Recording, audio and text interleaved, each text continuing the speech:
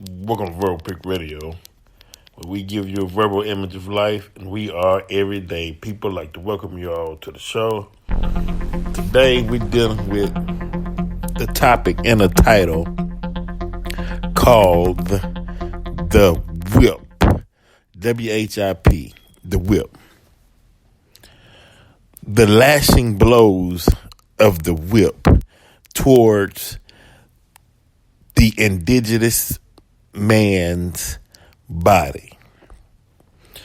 The initial effect was to put fear into the indigenous man in order to make him submit to the will of the colonizer, i.e., oppressor.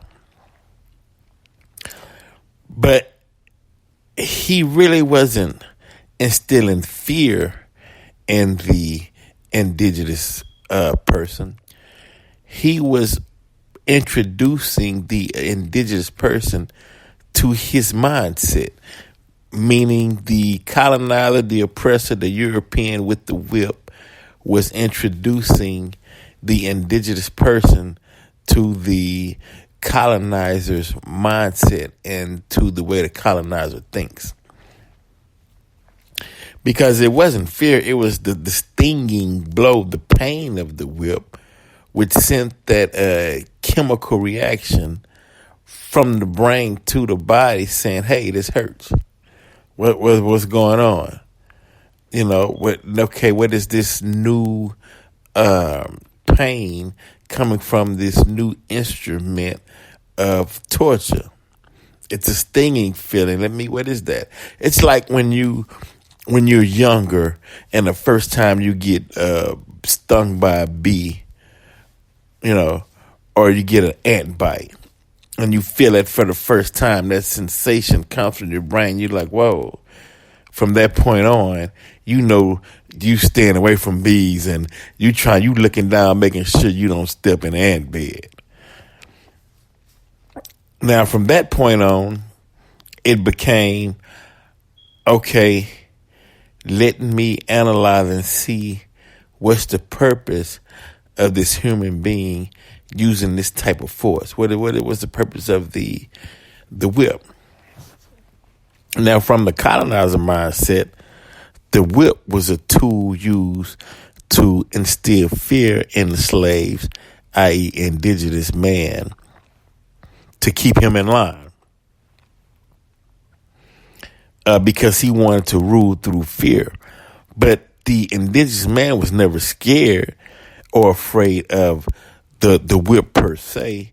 He was confused by the mindset of the colonizer who would use that way in such a brutal fashion.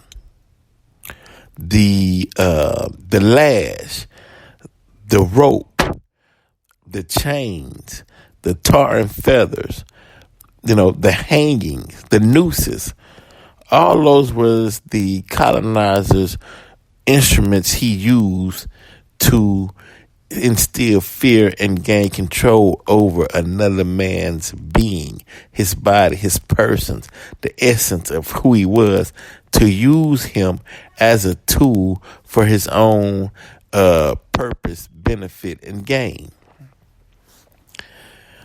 Now, we want to fast forward to today's time. The colonizer felt that if we don't continue with the process of the whip or brutality, then the former slave or the history or the subconscious mind or the generational abuse that was caused to the slave, i.e. indigenous man, for over the period of time, if we don't keep that going, one day he will no longer fear the whip and overtake us. As the example, they used the lion, tamed lion in the circus. After a while, they're wondering, wow, how did this lion attack its handler, its trainer, when the trainer had the whip in his hand when the lion was no longer afraid of the whip and attacked that handler or trainer. When it comes to human beings, things go in stages. It's not the fact that it's the whip, as I stated. It's the understanding of the individual behind the whip. And first you diagnose that individual and you say, wow, what happened to you to make you become so brutal? That's root knowledge. You go to the root, you start studying. Yes, as a scientist, as a mathematician, as a scientist, you have to delve into the mind of beings. So the indigenous, original man, studied, as the Honorable Elijah Muhammad stated, studied a white man. He makes no mistakes for his failures. So you had to study. Okay, what happened to make you a cold, calculated person in the slavery ordeal? Because we always had indentured servants, but not to the magnitude of hair hangings and torture and and within that manner. So it had to be studied. What happened? And once that has been clarified, then we move on to the next stage. Because what happened to the colonizer, as Brother Farrakhan stated at the reparations conference, he could only turn the indigenous man, i.e. slave, into, or the black man that was under his auspice of control, he can only turn that individual into himself with his tactics and his method of gaining control. Over a period of time, that one man who couldn't hold on mentally after the abuse and the lash of the whip turned the peaceful man now into a upset, calculated, heartless being on this planet. Because one, the first encounter with the whip, the slave indigenous person asks, first, well, what is wrong with you? Well, first it was the pain. Then it was, what's wrong with you? Then it was, God, how can you let this happen? Then it becomes, well, what did I do wrong to deserve such punishment and treatment? Then it becomes, I'm losing all hope. Is anyone coming to rescue me from this cruel condition? Then it becomes, life is not worth living. Then that animal nature kicks in, that reptilian brain kicks in, and now you just a former shell of yourself, and all you have is memories that you can pass down, hopefully, to the next generation of a time when you were at peace, before you were in bondage and sent to the Americas, or in bondage in the Americas by the oppressor. Right. And think about it. And from that mindset, you passed on that pain and that abuse and that humiliation through the bloodlines to your offspring. Because we know that DNA carries memory. So we pass that through the bloodline to the next generation. Now you got the next generation who still have semblance of the whip They have the verbal abuse, and then they start creating narrative to make you feel as though you less than human and you deserve to be treated a certain way. And then we're going to create a doctrine which will not have the history of your ancestors in that doctrine. All you're going to see is everything that looks like the people who colonized you. Your whole everything. The angels, Jesus, Columbus discovering America, the presidents, we're not going to even teach you about the black presidents that was here before George Washington and before the Constitution of America, where you had black presidents. And we're not going to even bring that into view. We'll keep that hidden, right? Time goes on. Now you have Garvey comes. And you had some before Garvey. You had John Horse with the Seminole Indians who fought. But he fought hard because he knew a different kind of freedom. And we'll get back into John Horse, and you'll catch some of John Horse in the documentary Everyday People, the movie that's coming out. But go back and do your research on John Horse, the Seminole Indian, and then we'll get back on that point. Okay. And so he had a different type of freedom, so he fought in a different type of way because he knew the lands from Florida to Mexico. Let's put it that way. So they got Spanyanga. Okay. So you go from that point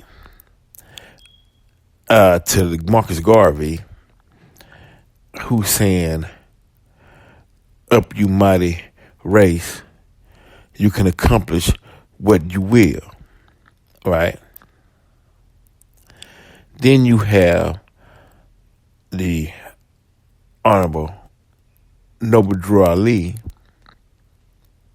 right? Even though you had others coming in and out of the scene in America, coming in and out, before they made themselves known, but they coming in and out. You had Noble Drew Ali who's saying, look, you're sovereign. Look, you are the Moorish nation. You've been here. Okay, you have that doctrine, right? So you had one, Marcus Garvey, up you mighty race, you can accomplish what you will. Well, how can I accomplish whatever I will if in my mindset I was considered to be 3/5 of a human or a slave beneath the oppressor, the colonizer? What do you mean I can accomplish what I will? Then, well, you come from a mighty race of what? Then here's Noble Drew Ali, Moors. Oh, wait a minute. I come from a mighty race of Moors, which meaning I can accomplish what I will. Is that what you're saying? Then comes July 4th, 1930. Masfurah Muhammad, who put the seal, who when he stated that the black man was God, who put the understanding on when Jesus stated, all of you are gods, children of the Most High God. We didn't understand it until Masfurah Muhammad came July 4th, 1930, And now it's starting to wake up. Okay. Then he said no. He showed how powerful he was because he taught one, the army Elijah Muhammad. And he left, meaning that it's so much wisdom I poured into the army Elijah Muhammad, I can leave. And he got it from here. Because why? In the beginning was what? So once you get the right word and you move on that word, then what's left to be done? Everything else falls in place. So now we're at the era of understanding what we were turned into versus our original selves, or knowledge of self, meaning that through brutality we were coerced in being other than ourselves, but through peace, love, and knowledge, we are returning back to our original selves or state of mind, which is preaching or teaching or acting out love towards one another. So the fear was through the mindset of the colonizer, oppressor was, we can't stop different forms of brutality amongst the ex-slaves, because the moment that we stop, that's the moment that they'll overrun us and they'll come after our women, children, and us, because he's thinking out of his mindset.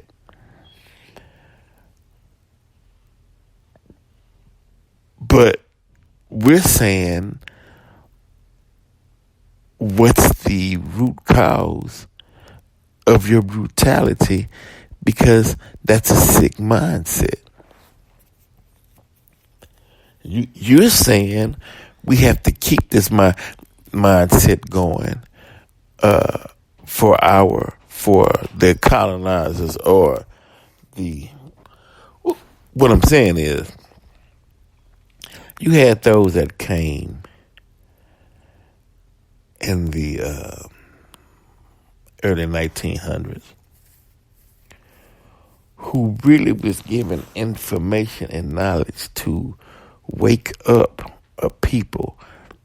That's why I never understood why so many white people were against Minister Farrakhan, because that knowledge, and I didn't understand why so many white people were against what they call liberation theology and black nationalists and so, because when you have a man standing on his own 2 feet, loving himself, then he's producing things out of his mind that's for the advancement and the forward movement for his people.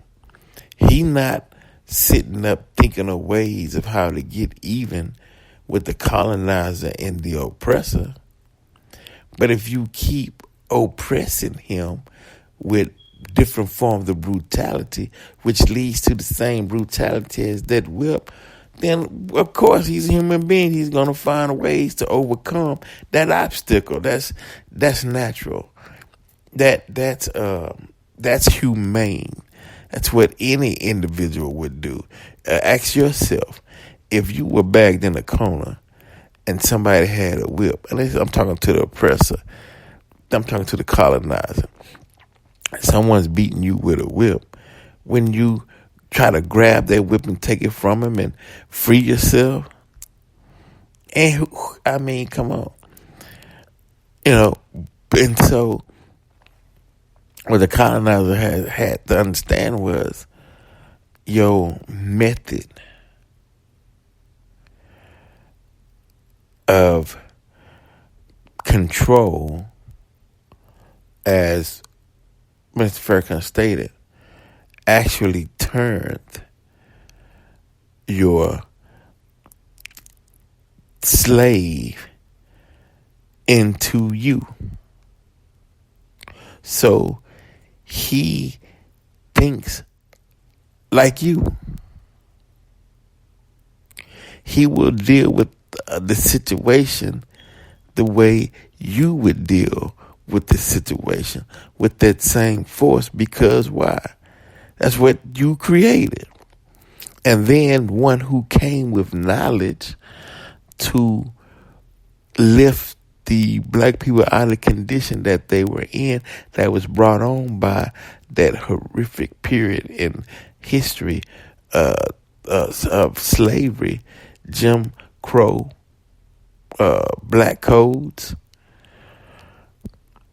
who came to give knowledge to lift them up out of that. You mocked and ridiculed them. But then you turn around and complain, black folks need to pull themselves up by their own bootstraps. Black people need to do this. Black people, and it's like, dude, that's insanity. Are you suffering from insanity?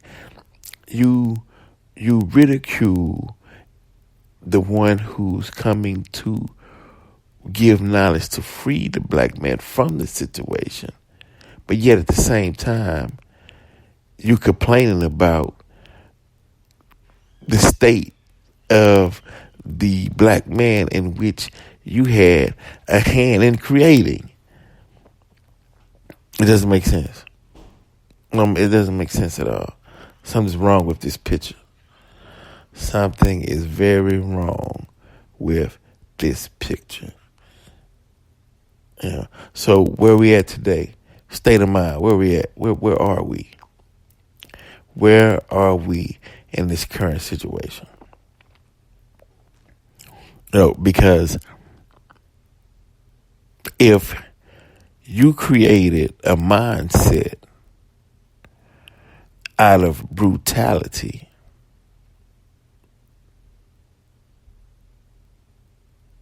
and you didn't use justice as the forefront for order, for bringing it, for keeping order, not bringing it in, but you didn't use justice in order to keep order. You use fear and brutal tactics. I mean, come on, just look at the Jennifer Jeffrey story. You locked this young lady up in 1996 at 15 years old. She's still in prison till this day. She didn't have a lawyer present, mother wasn't present, grandmother wasn't present. You question her, wrote out a statement, just like they did in How They See Us on Netflix. They did the exact same thing to Jennifer Jeffrey, and a female at that, showing how callous you are. Locked her up. She's still locked up till this day. And it's like, wow, man, what the heck? It's like, wow, it's like the former First Lady, Michelle Obama, when she stated that during the Trump inauguration, I looked out in the crowd and I didn't see America. I didn't see the diverse America that we had when Barack was president. I looked out, saw a handful of few little black people or clones or Toms, or brother, she didn't say that, but she said she looked out, saw a few full of blacks, minorities, and the rest was white. Like, what America, that's not even, where do you even see that at? This is not Russia. You know what I mean? Hey, I don't, what is that, you know? But it's the mindset. You know, it's the mindset, and we have to get into the origin of that mindset. You know, where did that mindset come from? That callous brutality to where you blinded by it, and that's all you can see. Can't see beyond that. You know, where did it come from? we'll delve into that in a future broadcast. Verbal Pick Radio, we're out.